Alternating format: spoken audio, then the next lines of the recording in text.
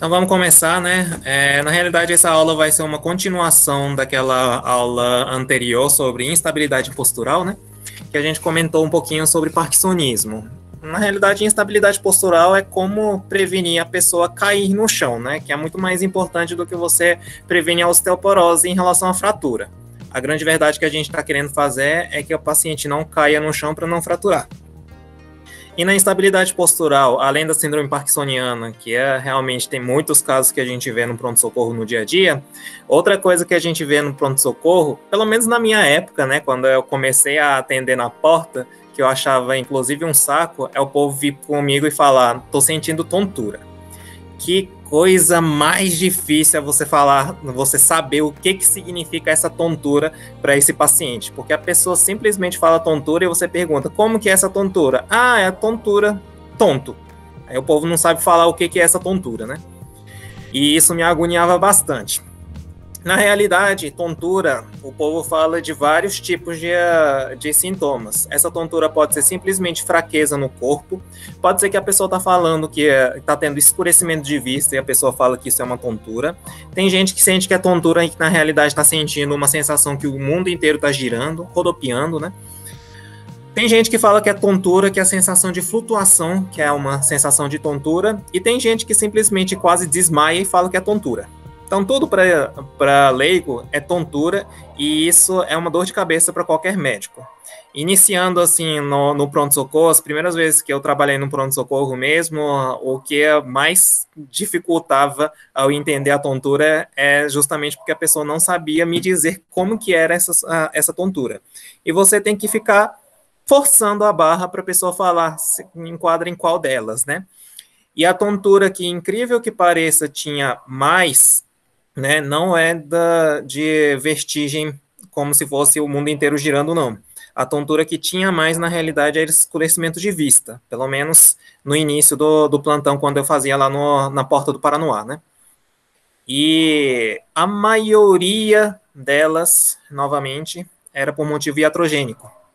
Então, a maioria das tonturas que eu cheguei a pegar ou era por causa de que o médico falava para não tomar água por motivo de insuficiência cardíaca, insuficiência renal, a gente faz bastante restrição de água para os pacientes, né? Então, e os idosos costumam já ter uma possibilidade de desidratar. Então, era múltiplo motivo de desidratação. Isso também é heterogênico, tá? Porque a gente está falando para o paciente não tomar água e isso pode causar mal para o paciente, assim como pode ser por motivo de vários diuréticos, vários antihipertensivos que a gente oferece. E para isso, existe um nome que é chamado de hipotensão ortostática. Em relação à hipotensão ortostática, eu quero que vocês vejam esse detalhe aqui, que 20% dos idosos têm hipotensão ortostática. E, na realidade, a hipotensão ortostática é somente um sintoma, não é exatamente uma doença não, tá? Quando a gente vai no pronto-socorro, raramente a gente vê o médico medindo a pressão, quiçá a gente consegue visualizar um médico que faça a mensuração de pressão do paciente deitado, pede para o paciente ficar deitado durante 5 minutos, depois 5 minutos mede a pressão do paciente e pede para levantar e logo depois mede de novo a pressão do paciente e depois de 2 minutos de levantado, mede de novo a pressão do paciente. Pelo menos eu não conheço tanta gente que faz 3 medidas de pressão em uma mesma consulta. Mas para você fazer um diagnóstico de hipotensão ortostática, na realidade você só precisa disso. Você só precisa de paciência e um esfigmomanômetro que possa fazer essa medida, tá? Então, o que é isso na realidade? Isso significa que você está baixando a sua pressão por causa da posição da sua cabeça, da posição do seu coração em relação à sua cabeça, né? Então, se você está deitado e levanta de uma vez, pode ser que a pessoa sinta essa tontura, a bendita tontura, que na realidade, nesse caso, a maioria das vezes é escurecimento de vista, mas junto com escurecimento de vista, muitas pessoas começam a ter sudorese, náuseas, vontade de vomitar, né? Essas alterações também podem acontecer. Fadiga também, fraqueza, pode acontecer, tá? O que a gente quer ver nessas diferenças dessas 3 medidas? Na verdade, o diagnóstico mesmo é a diferença entre somente 2 medidas. O 5 minutos deitado, depois 5 minutos deitado, e logo após que você levanta, você mede a pressão. Se essa diferença da pressão, se a sistólica tiver uma diferença mais do que 20, ou a diastólica tiver uma diferença mais do que 10, né? você considera como sendo uma pessoa que está tendo hipotensão ortostática. Então, a pressão do paciente abaixou significativamente, né, 20/10, né, 20 sistólica ou 10 de diastólica, só de levantar. E só isso causaria muita tontura para o paciente, que é esse escurecimento de vista, certo? Outra coisa que você deve medir é a frequência cardíaca do paciente. Por quê? Porque com a frequência cardíaca do paciente, a gente tem mais ou menos, pelo menos um pouquinho, da noção de qual é a etiologia, o motivo que o paciente está tendo essa tontura, tá? E quando você depara com um paciente que está tendo uma taquicardia, ou seja, a frequência cardíaca do paciente pelo menos aumentou 20, idealmente aumentou 30, né, batimentos por minuto, então o paciente estava com 60 batimentos, teve hipotensão ortostática e aumentou a frequência cardíaca para 90, esses são as maioria dos casos que aparecem no pronto-socorro, que é hipotensão ortostática por motivo de desidratação. É uma forma fácil de você diagnosticar que o paciente está desidratado. Por que disso? O coração tem que bater rápido justamente para compensar a perda da pressão do paciente. Então, o paciente diminuiu a pressão, mas para compensar isso, o coração tem que bater rápido. Se o coração está batendo rápido, está conseguindo compensar, significa que o nervo autônomo do paciente está intacto, né? O nervo simpático e parasimpático do paciente está relativamente bom. Então, significa que não está tendo nenhum problema neural ou cardiogênico significativo nesse paciente. Portanto, a maior probabilidade disso aí, da hipotensão ortostática, seja por motivo de desidratação. Tem muitos pacientes que simplesmente só têm hipertensão e começam a utilizar hidroclorotiazida. Hidroclorotiazida pode fazer com que tenha isso. Então, é um dos motivos que a gente pode trocar o medicamento antihipertensivo e só com isso talvez o paciente comece a parar de ter totalmente a tontura, a bendita tontura do paciente, escurecimento de vista com náusea e sudorese nesses tipos de paciente, tá? O problema é se o paciente não tiver alteração na frequência cardíaca. Talvez o paciente vai ter hipotensão ortostática, né, ter uma diminuição da sistólica em 20 ou diastólica em 10 e não ter uma diferença significativa em batimento cardíaco. Se não tiver diferença significativa em batimento cardíaco, menos do que 20 batimento cardíaco, ou o paciente está beta-bloqueado, né, ou está utilizando um medicamento que realmente o coração está batendo muito lento e não está conseguindo compensar, então não está tendo mecanismo de compensação do coração para queda da pressão. Então, talvez seja o momento da gente pensar em realmente trocar o beta-bloqueador do paciente, ou o paciente está tendo a disautonomia, problema no nervo autônomo, parasimpático ou simpático, que é muito comum em doença de Parkinson, né, que a gente já comentou na aula passada, em síndrome parkinsoniana no geral. Então, o paciente está tendo alguma disautonomia. Então, isso a gente consegue fazer uma diferenciação, se é simplesmente depressão do volume sanguíneo ou se o paciente está tendo algum problema no sistema nervoso simpático ou parasimpático, né? Daria para ter uma noção. E é um exame relativamente simples de fazer, rápido de fazer, né? Porque na realidade você só precisa no máximo 7 minutos, né? Que seria 5 minutos esperando para fazer a pressão deitado. Enquanto o paciente está deitado, você pode ficar fazendo a ausculta cardíaca, a ausculta pulmonar do paciente, mede a pressão, pede para levantar, logo depois mede a pressão de novo, aí faz outros exames físicos e depois de 2 minutos você mede de novo a pressão. Para que eu quero a terceira mensuração? É justamente para saber se o paciente volta a ter uma pressão boa depois de uns 2, 3 minutos. Para a gente orientar depois. Se o paciente melhora realmente somente com 2 minutos, mais ou menos 2, 3 minutos de em pé, já a pressão volta à normalidade, significa que basta o paciente a tomar cuidado em levantar devagar. Então, você vai orientar dizendo, olha, sua pressão cai muito rápido, né, quando você levanta, então você vai ter que aprender a levantar bem devagarinho. Se o paciente não volta a pressão tão rápido assim, aí você vai ter que ser um pouquinho mais agressivo. Talvez você vai ter que pensar em utilizar algum medicamento para poder fazer algum ajuste, né? Mas, claro, se o paciente for por motivo de desidratação, é só hidratar mesmo. Desidratação é muito comum, até mesmo na época do frio, porque os idosos esquecem de tomar água quando tá frio, porque não sente calor, né? Simplesmente. Tá certo? Então, às vezes, é simplesmente você falar para o paciente levantar lentamente ou tomar muita água. Se fosse caso de desautonomia por motivo de síndrome parkinsoniana, daria para pensar em fazer o tratamento da doença de Parkinson mesmo, né? Prolopa, algum tipo de tratamento específico. Já tem alguns casos de tontura que é por motivo vestibular.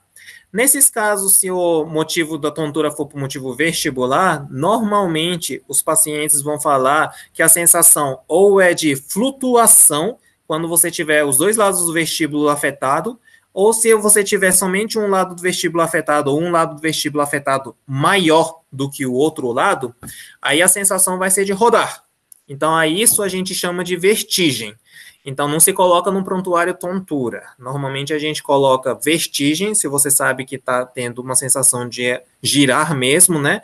Ou se o paciente tiver uma sensação de flutuação, ou o paciente está tendo um escurecimento de vista. Isso é importante na hora de você descrever para saber do que você está tratando. Se você está pensando mais em hipotensão ortostática, ou se você está pensando em vestibulopatia no paciente, né?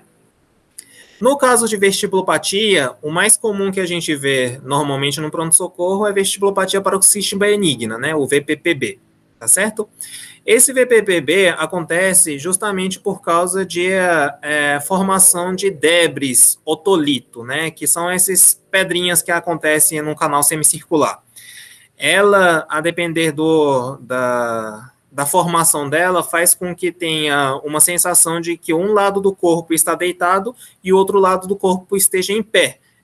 Essa ideia que o cérebro recebe de que um lado da cabeça está deitado e o outro lado está em pé, dá uma sensação que o mundo inteiro gira.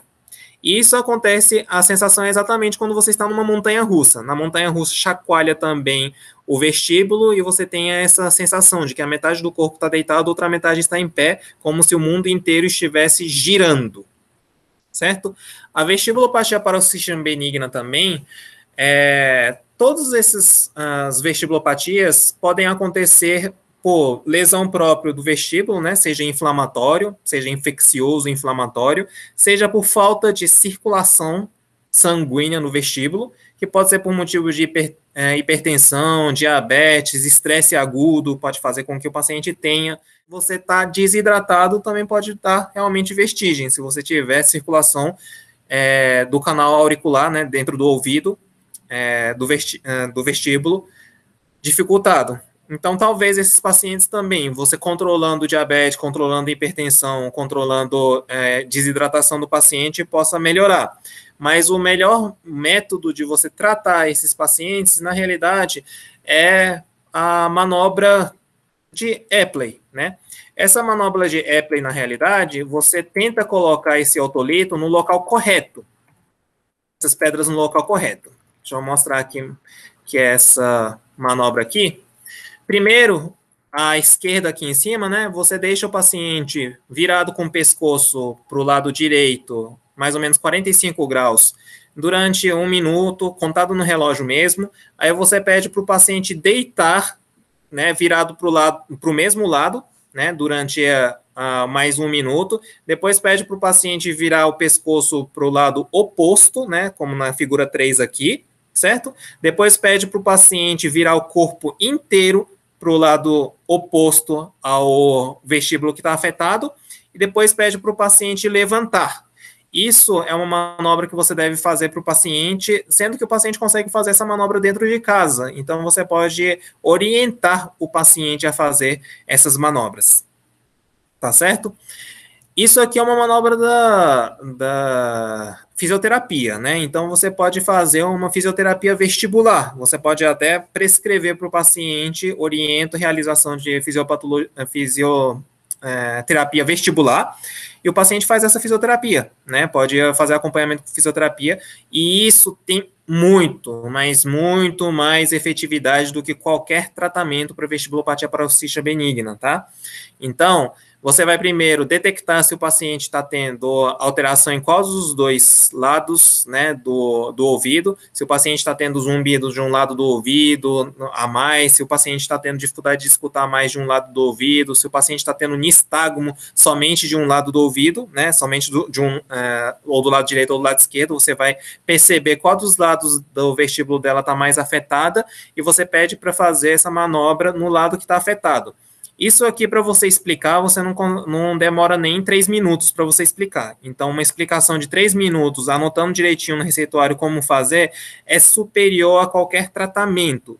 Inclusive, o problema do tratamento da vestibulopatia paroxística benigna é justamente os remédios, porque muita gente fica inventando de passar sinarizdina ou Vertix, que é a flunarizina, e faz com que o paciente entre em parkinsonismo, fazendo com que o paciente tenha hipotensão ortostática e piore a tontura do paciente, ou deixe, inclusive, cadeirante.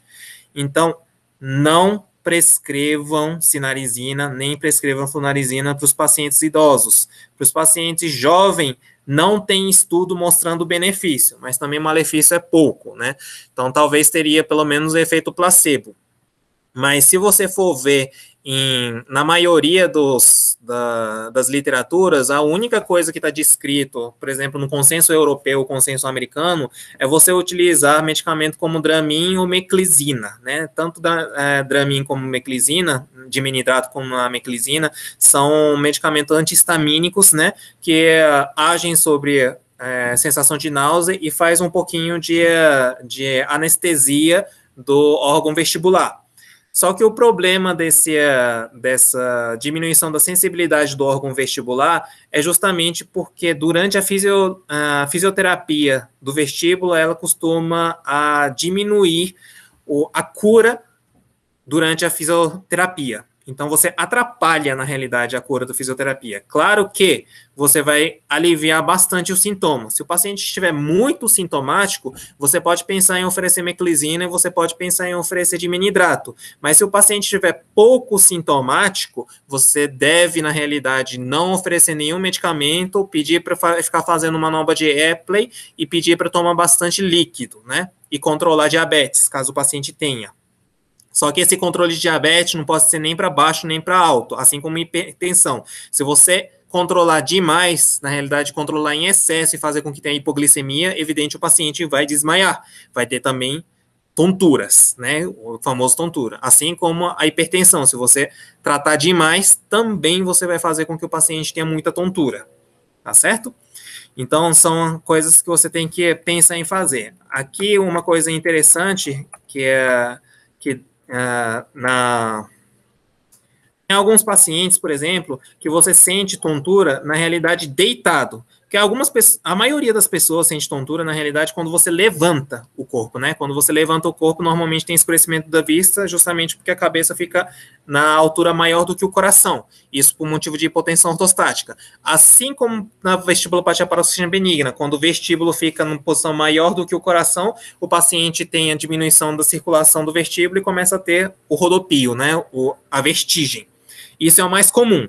Nesses casos, você deve fazer manobras de Epley. Mas tem algumas pessoas que, deitado, você só de rodar o pescoço, você sente que tem tontura. Essas pessoas, na realidade, é por causa que a pedra do paciente ficou no semicircular transverso, que é essa parte aqui, né? Que é canal semicircular circular horizontal. É mais raro de ter problema aqui de otolito, mas quando você teria essa sensação de tontura que não costuma melhorar com manobra de Epley. Aí, nesse caso, a manobra que você deve fazer é essa manobra de Lempert, que é você colocar o paciente deitado do lado afetado para baixo, né, do jeito que você faz normalmente a manobra de Epley, só que depois você simplesmente gira o paciente. Então, você vai fazer com que o paciente mire para cima, depois vire para a esquerda, depois roda para baixo, depois vire para a direita e depois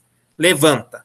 Então, essa manobra também é boa se o paciente está tendo tontura deitado mesmo, só virando o pescoço. Aí, nesse caso, você vai fazer esse tipo de manobra. Isso tudo é simplesmente você explicar para o paciente e anotar para o paciente não errar. Cada posição você fica contado no relógio durante 1 minuto. básico, simples, sem nenhum medicamento, e o paciente costuma melhorar até durante o procedimento. Talvez o paciente vai sentir um pouquinho de náusea. Inclusive, tem pacientes que podem até vomitar durante o procedimento, mas logo depois do procedimento, tem pacientes que melhoram instantaneamente. E sabendo fazer essa manobra, o paciente pode fazer quando tiver recidiva.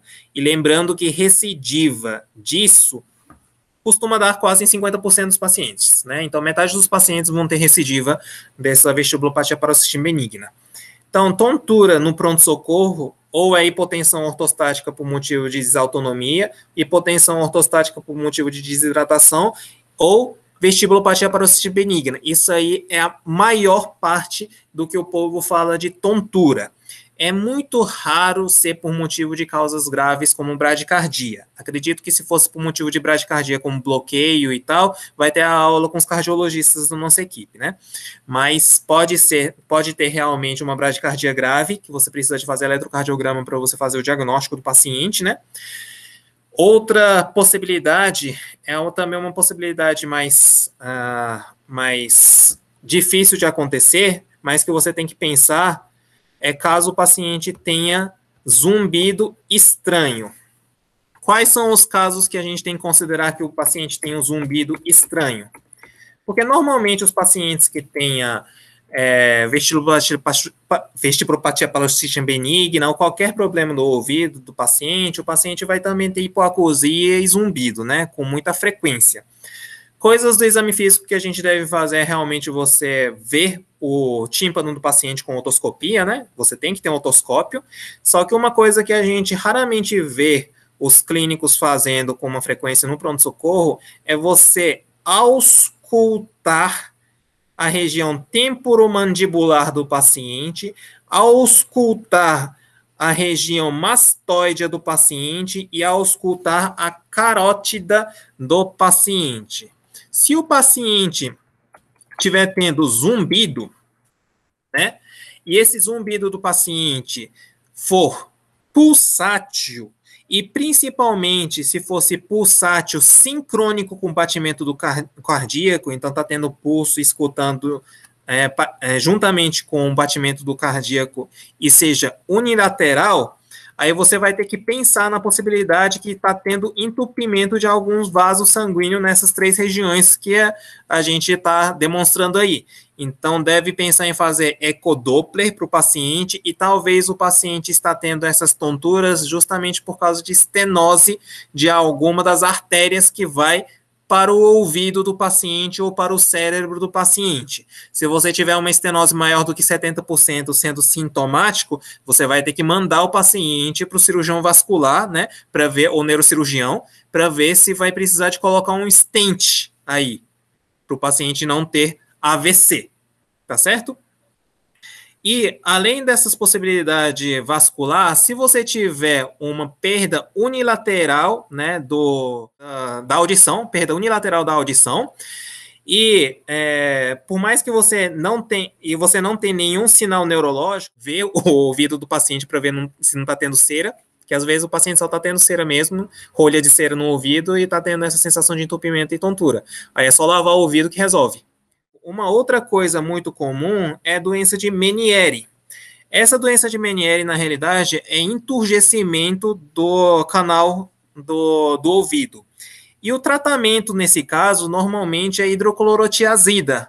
Então, hidroclorotiazida ou indapamida. Então, nesses casos, se você está tendo um paciente que está tendo perda unilateral do ouvido, com sensação de tampão no ouvido, enturgecimento e está tendo vertigem, talvez o tratamento ideal que você deve fazer mesmo é utilizar a hidroclorotiazida como tratamento da hipertensão.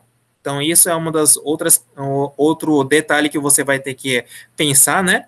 Já se você está tendo sinal neurológico, claro, né? É um paciente que provavelmente é grave, aí você vai ter que pensar em fazer alguma imagem, né? Principalmente ressonância magnética do crânio.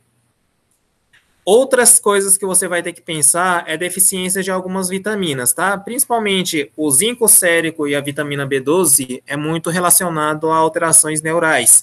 Então, talvez o paciente está tendo diminuição do zinco sérico e principalmente zinco sérico você vai ter pacientes que está tendo diminuição do pálato, tá?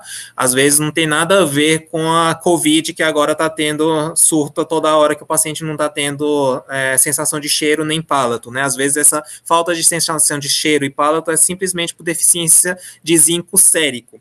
Se você for ver protocolo de alguns aí do COVID, está descrito para você fazer a reposição de zinco para melhorar os sintomas dos pacientes de COVID. Na realidade, zinco só vai melhorar a sintomatologia do paciente em relação à anosmia, em relação ao paladar do paciente, se o paciente tiver deficiência de zinco. E vários estudos que estavam falando em relação à reposição de zinco para o COVID não foi mostrado, não foi medido o zinco sérico antes para você dizer que o paciente estava tendo deficiência de zinco, tá? Provavelmente esses estudos que estão tendo aí de COVID é simplesmente paciente com deficiência de zinco que estava tendo tontura, anosmia e diminuição do paladar, independente do COVID, que começou a utilizar o zinco e melhorou.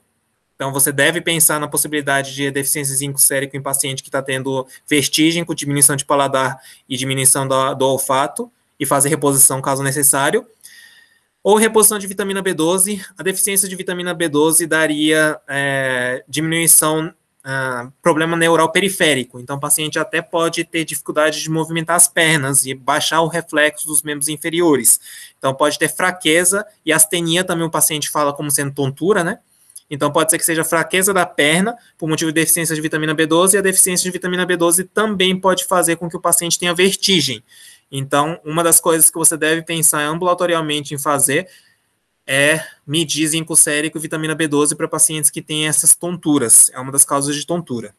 Se o paciente estiver sentindo aquela pulsação unilateral, deve fazer a angiorressonância magnética arterial e venosa da cabeça e do pescoço para ver se precisa de fazer alguma coisa como intervenção com stent, né? E se o paciente for unilateral, não pulsátil, com otoscopia normal, você pode pensar em fazer ressonância magnética de canal auditivo interno, pensando em testivanoma ou algum tumor lá dentro. Mas na maioria das vezes é caso de Meniere. Então, nesse caso, você deve pensar em oferecer algum diurético para fazer tratamento dessas tonturas, ok? Perceba que o tratamento da tontura pode ser oposto, né? Diagonalmente oposto. Você pode pensar em um paciente que esteja desidratado, que a gente tem que tirar o diurético, ou pode ser que o paciente esteja com Meniere, que está tendo enturgecimento do ouvido do paciente, do canal semicircular do paciente, que precisa de oferecer um diurético. Então, o diurético pode ser o tratamento da tontura do paciente, assim como pode ser simplesmente o problema do paciente. Então, você vai ter que ver, a tontura é por causa da hipotensão ortostática, isso durante a consulta, em 7 minutos você consegue diagnosticar o paciente. Pode ser por motivo de desautonomia, aí o problema vai ser maior porque o paciente tem algum motivo para ter desautonomia, seja por motivo de diabetes, que tem desautonomia, seja por motivo de síndrome parkinsoniana, que tem desautonomia, ou outros motivos, Chagas, qualquer outro motivo que atua sobre o sistema nervoso simpático e parasimpático pode fazer com que tenha desautonomia, ou o paciente está tendo alguma vestibulopatia.